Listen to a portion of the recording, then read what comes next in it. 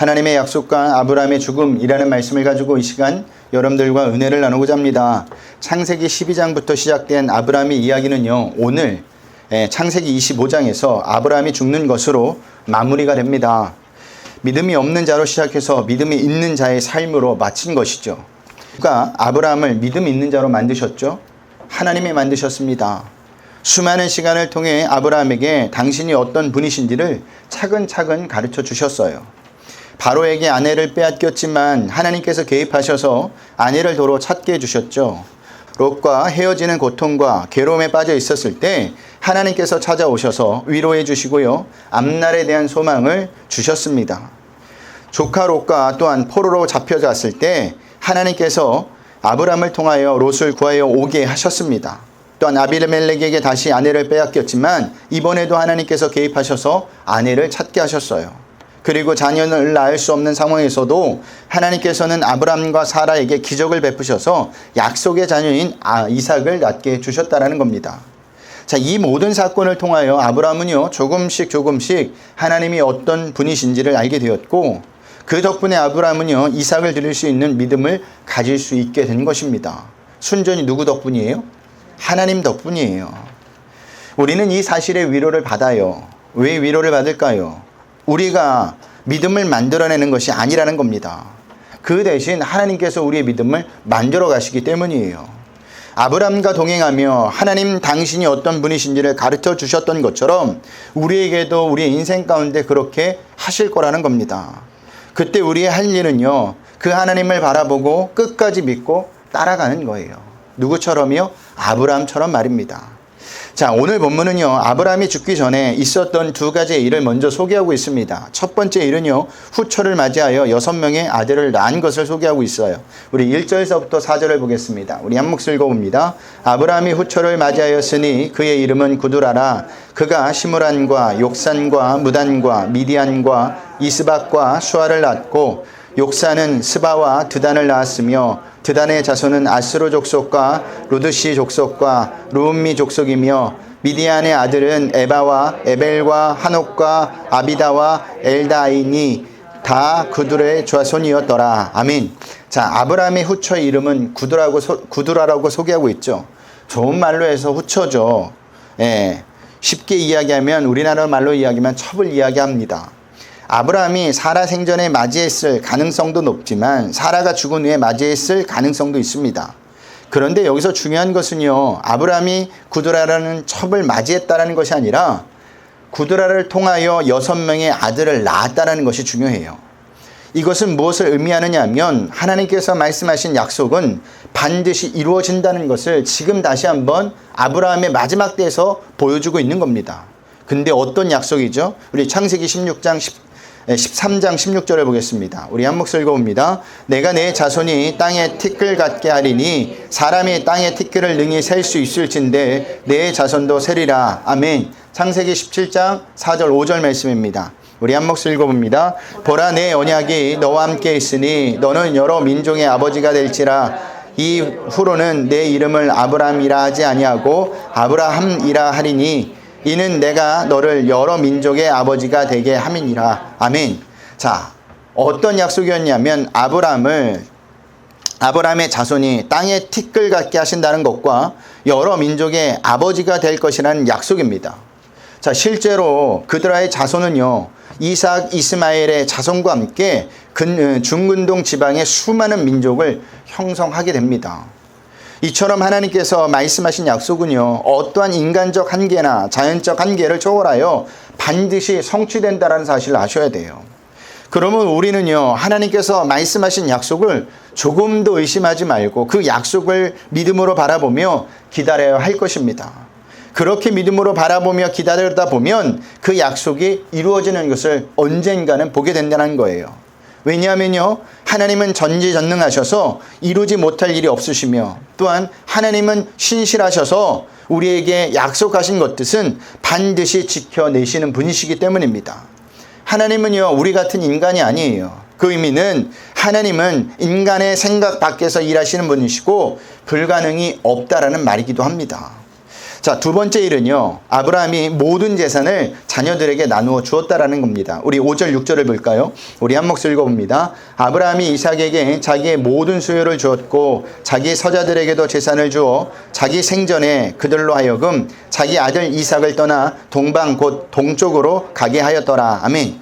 자, 아브라함은 먼저 이삭에게 자기의 모든 소유를 줍니다. 여기 나오는 자기의 모든 소유란 단순히 눈에 보이는 재산만을 가리키는 것이 아니라 아브라함과 맺었던 하나님의 언약, 즉 가나안 땅에 대한 약속과 신앙, 그리고 그 위에 대한 모든 상속권까지 포함하고 있는 거예요. 우리가 여기서 놓치지 말아야 할 부분이 있습니다. 그것은요, 아브라함이 이삭에게 재산만 물려준 것이 아니라 하나님에 대한 믿음의 신앙도 같이 물려주었다라는 사실이에요. 우리가 이미 창세기 22장에서 살펴보았듯이 아브라함이 이삭을 결박하려고 했을 때 이삭은 어떻게 하죠? 반항하지 않아요. 스스로 그것을 피하지 않습니다. 힘이 없어서 피하지 못한 것이 아니에요. 피할 수 있는 힘은 충분히 있었습니다. 그런데도 이삭은요, 아버지의 결박을 피하지 않고 그 결박을 스스로 당합니다. 자, 무슨 말이냐면 아버지가 믿는 하나님에 대해서 이삭도 동일한 믿음을 가지고 있었다라는 사실이에요. 그러면 이삭은요, 누구로부터 이런 믿음을 보고 배웠을까요? 아버지 아브라함에게서 보고 배운 겁니다. 다른 데서 배운 게 아니에요. 그런데 우리는 어떻습니까? 자녀들에게 뭘 물려주려고 하죠? 재산만을 물려주려고 합니다. 세상 지식만을 물려주려고 해요. 이게 나쁜 것이 아니에요. 당연히 물려줘야 합니다. 세상을 살아가는데 분명히 도움이 돼요. 부정할 수 없는 사실입니다. 하지만 신앙에 빠진 채 재산이나 세상 지식을 물려주면 오히려 그것들이 하나님을 떠나게 만들고 타락하게 만든다는 사실을 아셔야 한다는 사실이에요. 우리가 요즘 새벽마다 사무엘 하루 보고 있는데 다윗이 압살롬에게 올바른 신앙을 물려주지 않는 결과 어떻게 되었는지 아십니까? 아버지를 내쫓고요, 예루살렘 성을 차지합니다. 그것도 모자라 아버지의 후궁들과 동침까지도 해요. 왜 이렇게 되었을까요? 다윗이 압살롬에게 올바른 신앙을 물려주지 못했기 때문이에요. 신앙교육이 이루어지지 않았다는 사실입니다. 보세요. 압살롬이 암논을 죽였습니다. 그리고 외삼촌 집으로 도망을 가요. 3년 동안. 그리고 3년 동안 도망가 있다가 돌아왔을 때 그냥 받아주면 안 되었는데 다윗은요, 그 압살롬을 그냥 받아줍니다. 무엇이 잘못된 것인지를 확실하게 가르쳐야 했고 범죄의 대가와 자신이 저지른 범죄를 하나님 앞에 회개할 수 있도록 인도했어야만 했습니다.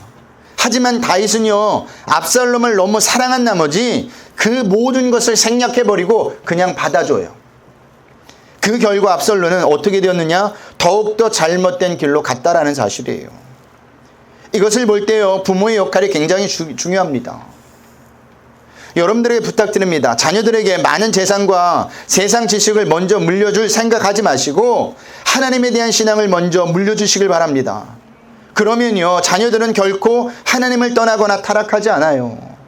자기의 신앙을 지키며 하나님의 말씀대로 삶을 살 수 있게 된다는 사실입니다. 자, 그 다음 아브라함은요, 서자들에게도 재산을 나눠주죠. 그리고 이삭을 떠나 동쪽 땅으로 가게 합니다. 왜 아브라함은 자기가 죽기 전에 이렇게 한 이유가 무엇일까요? 혹시라도 모를 재산권에 대한 분쟁 때문에 그것을 미연에 방지하기 위해서 그렇게 한 것입니다. 그런데 여기서 더 중요한 이유가 있어요. 그것은요, 오직 이삭만이 유일한 약속의 자녀라는 것을 확증하시기 위해서예요. 그런 이유 때문에 아브라함은요, 자기가 죽은 후에도 이삭의 자손으로 하여금 약속의 땅인 가나안을 차지하고 하나님께서 주시는 복을 누릴 수 있도록 하기 위해서 서자들을 이삭으로부터 멀리 떨어뜨려 놓은 거예요. 그래서 오늘 본문에서 그 자녀들을 아브라함의 자손, 아들, 자녀들이라고 기록하지 않고 있고 그 대신 4절에 어떻게 기록하고 있느냐? 4절을 보면 마지막 절에 다 구두라의 자손이었더라 라고 기록하고 있는 거예요. 그 말씀은요, 구두라가 낳은 자식은 모두 다 약속의 자녀가 아니었다라는 것을 강조하고 있는 겁니다. 자, 이런 이유 때문에 하나님께서도요, 당신의 백성을 세상 사람들과 떨어뜨려 놓습니다. 여러분이 하나님을 잘 믿으려고 하면 할수록 어떤 일이 벌어나죠? 늘 이현미 권사님이 이야기하는 건데 세상 사람들이 우리 주위에서 떨어져 나가버립니다. 사라져버려요. 왜 그렇게 되는 줄 아십니까? 하나님이 그렇게 만드시는 거예요. 그렇게 하시는 이유는요, 당신의 백성이 세상 사람들에 의해서 영향을 받지 않도록 보호한다는 의미입니다. 하나님께서 그렇게 하실 필요가 없을 것 같죠? 아니에요. 우리는 하나님만 잘 믿을 것 같죠? 세상에서도 절대 그렇지 않아요. 인간이라는 게 그럴 만한 존재가 되지 못합니다. 아주 작은 것 하나에도 영향을 받는 게 인간이에요. 우리 장인어른이 귀가 얇으세요. 그래서 팔랑귀 막 이러시는데 뭐가 좋다 그러면, 농사에 뭐가 좋다 그러면 당장 그거서 막 사세요. 그러면 장모님 항상 뭐라 그러세요? 또 무슨 소리를 들어가지고 저걸 사왔다고, 얼마 쓰다가 안 쓸 거야, 막 이렇게 이야기를 하세요. 근데 우리 장인어른만 그런 게 아니라 모든 인간이 그래요. 좀만 좋은 것이라고 하면 기가 솔깃해가지고 너나 할 것 없이 사는 경우가 있습니다. 여러분의 집안에도 분명히 있을 거예요. 누가 좋다고 해서 샀는데 좋기는 어디 방치되어 있고 그냥 있는 거 많잖아요. 대표적인 게 뭘까요? 운동기구들이 다 그래요. 자전거 뭐로 쓸까요? 옷걸이로 씁니다. 예. 다 마찬가지예요. 나는 잘할 수 있어, 할 수 있을 거야 라고 생각하지만 절대 그렇지 않아요. 대부분의 운동기구들은 다 옷걸이로 쓰여집니다. 예. 이게 인간이에요. 그러므로 우리는요, 세상 사람들과 친구들이 떨어져 나가는 것을 안타까워하시면 안 돼요. 오히려 세상 사람들과 친구들이 떨어져 나갈 때마다 그들에게 나쁜 영향을 받지 않도록 하나님께서 나를 보호하시는구나 라고 생각하시며 하나님께 감사하셔야 한다는 겁니다. 왜냐하면 하나님께서 우리를 지키신다는 의미이기 때문이에요. 자, 아브라함은 이제 모든 일을 마무리하고 175세의 죽음을 맞이합니다. 우리 7절에서부터 10절을 보겠습니다. 우리 한 목소리 읽어봅니다. 아브라함의 형년이 157세라 그의 나이가 높고 늙어서 기운이 다하여 죽어 자기 열조에게로 돌아가매 그의 아들들인 이삭과 이스마엘이 그를 마므레 앞 헷 족속 소알의 아들 에브론의 밭에 있는 막벨라 굴에 장사하였으니 이것은 아브라함이 헷 족속에서 산 밭이라 아브라함과 그의 아내 사라가 거기 장사되니라. 아멘. 자, 이것이 인간의 모습이에요. 태어났다면 반드시 죽는 날이 와요. 인간의 삶은요, 이 세상에서 영원하지 않아요. 누구도 그 죽음을 피할 수 없습니다. 우리는 여기서 인간에게 왜 죽음이 찾아왔는지를 다시 한번 생각해 보셔야 합니다. 인간에게 왜 죽음이 찾아왔을까요? 죽음이 찾아온 이유는 하나님께 순종하지 않고 인간이 스스로 교만해져서 하나님께서 따먹지 말라는 선악과 열매를 따먹기 때문이에요. 그로 인해 인간에게 죽음이 찾아온 겁니다. 그런데 아담뿐만 아니라 아담 안에서 난 모든 인간에게 죽음이 찾아온 거예요. 그래서 모든 인간은 죽는 겁니다. 보세요. 우리 주변에 죽지 않은 사람이 있을까요? 없어요. 저도 앞으로 죽을 것이고 여러분도 앞으로 죽을 거예요. 근데 신천지에 가면 이만희는 절대 죽지 않는다고 이야기합니다. 지금 90이 다 되었는데도 그 사람들한테 물어보면 우리 이만희 교주님은 절대 죽지 않습니다 라고 이야기를 하더라고요. 정신병자 같아요. 예. 아닙니다. 인간은 누구나 할 것 없이 다 죽습니다. 그럼에도 많은 사람들은요, 자신이 죽는다는 사실을 인정하지 않아요. 천년만년 살 것처럼 죽음에 대한 아무런 준비를 없이 살아가고 이 땅에 몰빵을 해요. 이 땅에 아주 최선을 다하고 삽니다. 여러분, 죽음은요, 모든 사람에게 찾아오는데 또 한 가지 사실은 아무도 예상하지 못하는 순간에 갑자기 찾아온다는 사실을 아셔야 합니다. 우리는 이러한 일들을 뉴스에서 날마다 접하죠.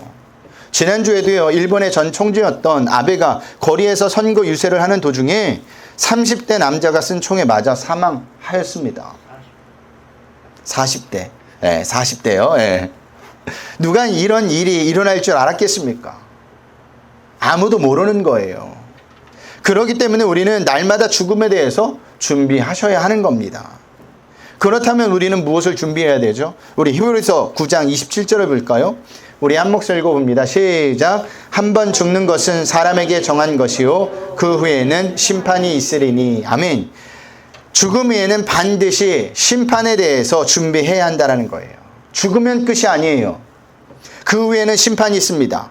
그 심판 후일에 예수님을 나의 구주로 삼았던 자들은요, 천국에 갈 것이고, 그렇지 않고 나를 나의 주인으로 삼았던 자들은 지옥으로 갈 거예요. 잘 살고 못 살고의 차이가 아닙니다. 지혜가 있고 없고의 차이도 아닙니다. 이쁘고 못생기고의 차이도 아니고, 살찌고 날씬하고 차이도 아닙니다. 예수님을 나의 구주로 삼느냐 삼지 않느냐의 차이가 천국과 지옥으로 갈라진다라는 사실이에요.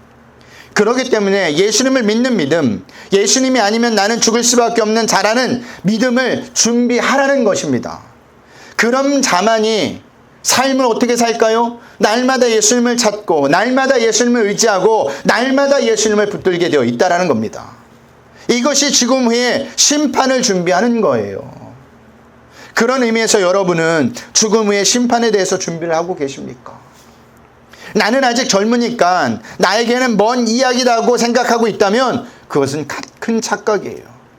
죽음은 예고가 없습니다. 갑자기 찾아옵니다. 갑자기 찾아올 때 우리는 하나님 앞에 꺼내놓아야 될 믿음이 있으셔야 돼요.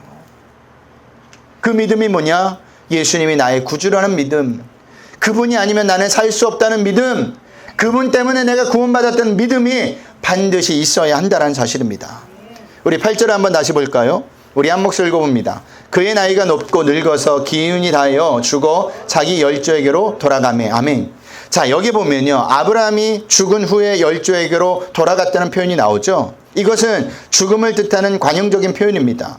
원래 이러한 표현은요, 사람이 죽어서 조상이나 가족들이 묻힌 부족 공동묘지에 묻혔다는 의미예요. 하지만 여기서는요, 영적으로 더 깊은 뜻이 있는데, 죽으면 그가 사랑하는 사람들이 있는 또 다른 세상으로 가게 된다는 의미입니다. 그러니까 인간에게서 죽음은요, 최종적 결말이 아니라 죽은 선조들과 다시 만나는 또 하나의 시작이자 하느님의 품 안에 들어가는 출발점이라는 사실이에요. 또한 아브라함이 나이가 높고 늙어서 기운이 다하여 죽어라는 표현은 아브라함이 죽을 때가 되어서 죽었다라는 단순한 표현이 아니라, 아브라함이 이 땅에서 만족한 삶을 살았고 바라던 모든 소망이 이루어졌고 또한 이루어질 것이라는 믿음 속에서 삶을 살다가 전혀 후회만 없이 죽었다는 것을 이야기하고 있는 거예요. 그런데 이것이 우리가 바라는 삶 아닙니까? 우리 또한 이 땅에서 만족한 삶을 살고 싶습니다. 바라고 소망하는 모든 것들이 이루어지길 바라요. 그리고 우리가 죽어서도요, 우리의 후손들이, 자녀들이 잘 살길 바랍니다. 하지만 현실은 어떻죠? 우리가 바라는 대로 흘러가지 않아요. 그러면 이게 어떻게 아브라함의 삶 가운데 가능했을까? 아브라함이 능력이 많아서요? 열심히 살아서일까요? 운이 좋아서 있을까요? 아닙니다. 하나님께서 아브라함과 함께 하시면서 그의 인생에 간섭의 은혜를 베푸셨기 때문이에요. 간섭의 은혜는요, 아브라함이 죽는 후에도 그 자손들에게도 계속 되었습니다. 그 덕분에 아브라함이 이 땅에서 만족한 삶을 살았고 바라던 모든 소망이 이루어졌고 또한 이루어질 것이라는 믿음 속에서 산 것입니다. 우리도 마찬가지예요. 우리 또한 아브라함 같은 삶을 살려면 내 힘으로 되지 않아요. 하나님의 간섭의 은혜가 필요하다라는 겁니다. 그럴 때 우리 또한 이 땅에서 만족한 삶을 살 수 있고 바라던 모든 소망이 이루어질 수 있고 또한 이루어질 것이라는 믿음 속에서 이 땅을 후회 없이 떠날 수 있다라는 사실이에요. 그러므로 우리는 날마다 이렇게 기도하셔야 돼요. 하나님, 오늘도 당신의 간섭의 은혜가 필요합니다. 우리에게 은혜를 베풀어 주세요. 내가 내 자식들을 완전히 100% 간섭할 수 없습니다. 하나님이 간섭하셔서 가장 좋은 길로 인도하시고 그들의 삶 가운데 가장 복된 길이 무엇인지 깨닫게 해주셔서 그 길로 갈 수 있게 해달라고 기도하셔야 한다는 사실입니다. 보세요. 아브라함 가셨던 하나님의 약속은요, 아브라함이 죽었다고 해서 끝난 것이 아니었어요. 아들 이삭에게로 하나님의 약속이 그대로 이루어졌습니다. 그것을 알 수 있는 구절이 11절에 하나님이 그의 아들 이삭에게 복을 주셨고 라는 구절이에요. 우리 11절 한번 보겠습니다. 한 목소리 읽어봅니다. 아브라함이 죽은 후에 하나님이 그의 아들 이삭에게 복을 주셨고 이삭은 부엘로 헤로이 근처에 거주하였더라. 아멘. 여기 그의 아들 이삭이라는 표현은요, 아브라함의 아들이라는 것을 강조한 것이고 아브라함에게서 이삭에게로 언약이 이어진다는 사실을 강조한 표현입니다. 실제로 하나님께서 말씀하신 약속은요, 이삭에게로 그대로 이어졌고 그대로 또 누구에게 이어졌을까요? 야곱에게 이어졌고 그리고 또 누구에게 이어졌을까요? 이스라엘 백성들에게로 이어졌다라는 사실입니다. 자, 구약 성경을 보면요, 몇백 년이 흘렀음에도 불구하고 아브라함에게 하셨던 하나님의 그 약속이 이스라엘 백성에게 여전히 진행 중이었던 것을 우리가 보지 않습니까? 이처럼 하나님께서 말씀하신 약속은 이루어지기까지 멈춰지지가 않아요. 변하지가 않는다라는 사실입니다. 아브라함이 죽었다고 해서 끝나는 것도 아니고 상황과 환경이 변했다고 해서 끝나는 것도 아닙니다. 왜냐하면 하나님께서는요, 당신이 말씀하시는 약속을 이루시기까지 쉬지 않고 일하시는 영원한 분이시기 때문이에요. 이 세상에서 우리는 없어지지만 하나님은 이 세상에 여전히 존재합니다. 그러므로 하나님께서 말씀하신 약속이 내 대해서 이루어지지 않을 것 같다고 해서 실망할 필요가 없습니다. 하나님께서는요, 신실하셔서 당신이 말씀하신 약속은 반드시 지키신다라는 거예요. 이 사실을 신약 성경에서도 계속 찾아볼 수가 있어요. 예수님께서 십자가를 지시기 전 제자들과 마지막 만찬을 하시고 제자들에게 당신이 죽을 것과 부활하신 다음에 제자들보다 먼저 갈릴리로 가실 것을 약속하셨습니다. 그리고 십자가에서 죽으신 후 부활하셔서 제자들보다 먼저 어디로 가세요? 갈릴리로 가세요. 예수님께서 말씀하신 것을 약속을 지키신 겁니다. 그뿐만이 아니에요. 부활하신 예수님께서 승천하시면서 제자들에게 예루살렘을 떠나지 말고 아버지께서 약속하신 무엇을 기다리라고 하죠? 성령을 기다리라고 하죠. 그 약속대로 마가의 다락방에서 기도하고 있었을 때 제자들에게 무엇이 임합니까? 성령이 임해요. 또 어떤 약속을 하시냐? 우리 사도행전 1장 8절을 볼까요? 우리 한 목소리 읽어봅니다. 오직 성령이 너희에게 임하시면 너희가 권능을 받고 예루살렘과 온 유대와 사마리아와 땅끝까지 이르러 내 증인이 되리라 하시니라. 아멘. 이 약속대로 제자들은요, 예루살렘과 온 유대와 사마리아와 땅끝까지 이르러 증인이 돼요. 그들이 잘해서가 아니에요. 하나님께서 약속하셨기 때문입니다. 그 약속대로 성령께서 제자들을 증인되게 한 거예요. 이것이 하나님의 약속이에요. 그렇다면 성경에서 우리에게 주신 약속이 무엇일까요? 성경에서 저와 여러분에게 주신 약속이 무엇일까요? 많은 것이 있어요. 하지만 그 중에서도 가장 중요한 약속을 고른다면 바로 예수 그리스도를 통한 구원의 약속이라는 사실입니다. 인간은요, 어떠한 노력을 해도 스스로 구원할 수 있는 존재가 아니에요. 그래서 하나님은요, 당신의 독생자 예수 그리스도를 이 땅에 보내주셔서 죄로 인해 죽을 수밖에 없는 인간을 위해 죽게 하심으로 죄를 해결해 주시고 구원해 주셨습니다. 그로 인해 죄로 인해 죽을 수밖에 없는 우리가 구원을 받게 된 거예요. 지금 우리가 이 자리에 나와 있다는 것이 그 증거입니다. 여러분, 구원은 오직 예수님을 통해서만 가능합니다. 다른 길은 없어요. 그래서 사도행전 4장 12절에 보면 다른 이로서는 구원을 받을 수 없나니 천하 사람 중에 구원을 받을 만한 다른 이름은 우리에게 주신 일이 없다고 말씀하고 있는 겁니다. 또 어떤 약속을 해주시죠?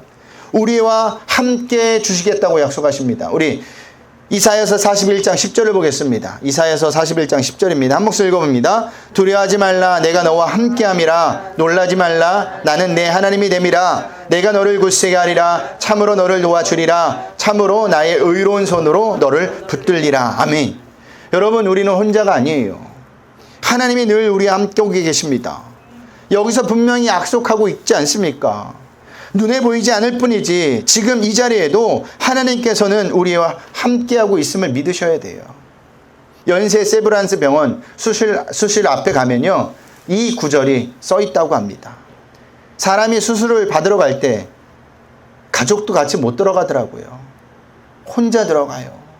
근데 이 천장에 이 구절이 써 있는 거예요. 두려워하지 말라, 내가 너와 함께하겠다. 수술하는 그 가운데도 내가 너와 함께하고 있다고 하나님이 말씀하고 있는 겁니다. 이것은 우리가 한 약속이 아니에요. 하나님께서 하신 약속입니다. 우리가 함께 해달라고 한 것도 아닙니다. 하나님께서 함께 해주시겠다고 한 겁니다. 그러니 우리는 그 약속을 붙들고 날마다 함께 하시는 하나님을 바라보며 삶을 사셔야 하는 겁니다. 우리 12절부터는요, 이스마엘 자손에 관한 기록입니다. 우리 12절서부터 18절을 볼까요? 우리 한 목소리 읽어봅니다. 사라의 여종 애굽인 하갈이 아브라함에게 낳은 아들 이스마엘의 족보는 이러하고 이스마엘의 아들들의 이름은 그 이름과 그 세대대로 이와 같으니라. 이스마엘의 장녀는 느바요시요 그 다음은 게달과 아벨과 미삼과 미스바와 두마와 마사와 하닷과 데마와 여들과 나비스와 게드마니 이들은 이스마엘의 아들들이요 그 촌과 부락대로 된 이름이며 그 족속대로는 12 지도자들이었더라. 이스마엘은 향년에 137세 기운이 다하여 죽어 자기 백성에게로 돌아갔고 그의 자손들은 하을라에서부터 아수르를 통하는 애굽 앞 술까지 이르러 그 모든 형제의 맞은편에 거주하였더라. 아멘. 자, 이스마엘은요 12 아들을 두었습니다. 그리고 12 아들은요 12족속을 이루었으며 그들은 애굽과 아수르 사이에 이르는 아라비아라고 불리는 넓은 지역을 차지하며 번성하였어요. 왜 성경은요 여기서 이스마엘의 자손들에 관한 기록을 갑자기 기록하고 있는 거죠? 사실 우리가 볼 때 이 부분은 빠져도 아무 상관이 없습니다. 궁금하지도 않아요. 왜 궁금하지도 않을까요? 하나님의 약속의 자녀들이 아니기 때문에 궁금하지도 않는 겁니다. 그런데도 왜 성경은 굳이 이 족보를 이것을 여기다 기록해 놓았을까? 여기에 기록한 이유는요, 이스마엘 자손들의 번성 또한 하나님께서 하갈과 아브라함에게 하신 약속의 성취라는 것을 다시 한번 우리에게 보여주고 있는 것이라는 겁니다. 우리 창세기 16장 10절을 볼까요?